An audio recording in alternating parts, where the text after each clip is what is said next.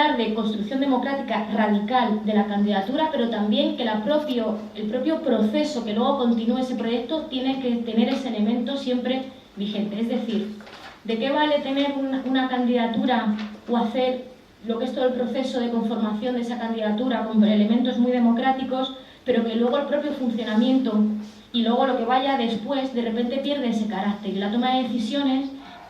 corre ese riesgo que pierda la conexión con toda esa gente que ha participado. Entonces, quizá de cara a futuro también hay que tener en cuenta qué elementos, desde no solamente hasta la de las elecciones, luego cómo queremos trabajar, qué elementos ponemos encima de la mesa para que no se rompa ese cordón con la sociedad, o que todo este proceso podamos ir ampliando, o que no permita que ninguna organización o elementos pueda secuestrar proyectos de unidad popular, y que al final tengan los proyectos a mitad de recorrido al final un carácter que nada tiene que ver con el proyecto inicial a las elecciones municipales. Entonces, con todo esto yo creo que es imprescindible que se ponga encima, porque tenemos algo en juego que es, lo decía antes, no nos podemos permitir que nadie se vaya a casa, porque estamos hablando de lo que tenemos, lo que nos estamos jugando es poder decidir sobre nuestras vidas. Y es que, lo comentaba antes Lola, en una situación además con un Estado represor, que ya parece mentira que vayamos a tener, ya estamos hablando, bueno, estoy viendo por ahí a Elena, ya no solamente por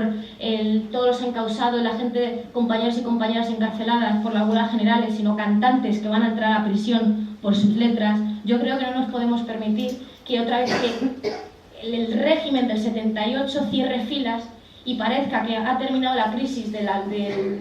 que se ha cerrado la crisis del régimen del 78, además con los cimientos más fuertes que nunca. Es decir, con un recambio, como pueda ser Ciudadanos, o con una serie de fuerzas que han salido, y que parezca que hemos pasado la crisis, que aquí no sucede nada, que hemos cimentado bien los cimientos de, valga la redundancia, del régimen del 78, eso no lo podemos permitir. Entonces, con todo esto,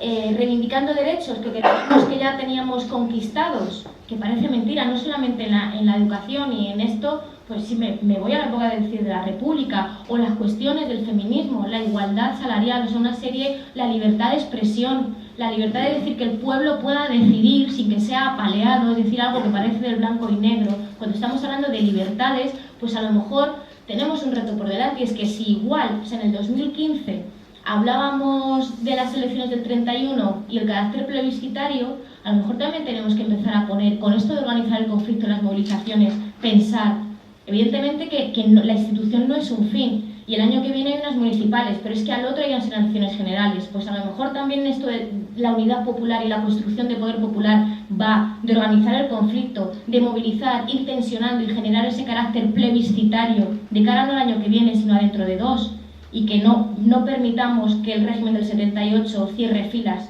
con estos recortes de derechos. Y entonces yo creo que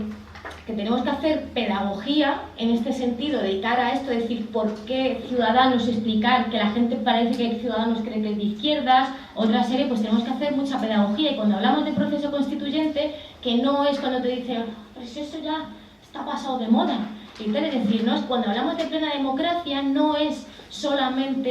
que estemos hablando de poder elegir la jefatura del Estado. Es que cuando hablamos de plena democracia, o una constitución, un marco que nos represente a todas, estamos hablando, y cogiendo ejemplos, aquí me vais a permitir, la constitución de ahora tiene padres, pues a mí me gustaría una que tenga padres y madres. En ese sentido de que tenga madres, yo creo que tenemos mucho que aprender del movimiento feminista y de las movilizaciones. Yo creo que cuando estamos hablando de unidad popular y que queremos que sea algo más que lo institucional, tenemos que aprender mucho del 8M como ejemplo de unidad popular y de movilización, porque además yo creo que la unidad popular será feminista o no será, tanto por la metodología de trabajo, ya no solamente por las reivindicaciones políticas, sino por otra manera de entender, hacer y ejercer la política. Y termino simplemente hablando de los retos principales que yo considero que tenemos por delante. Hemos identificado errores, pues yo creo que el reto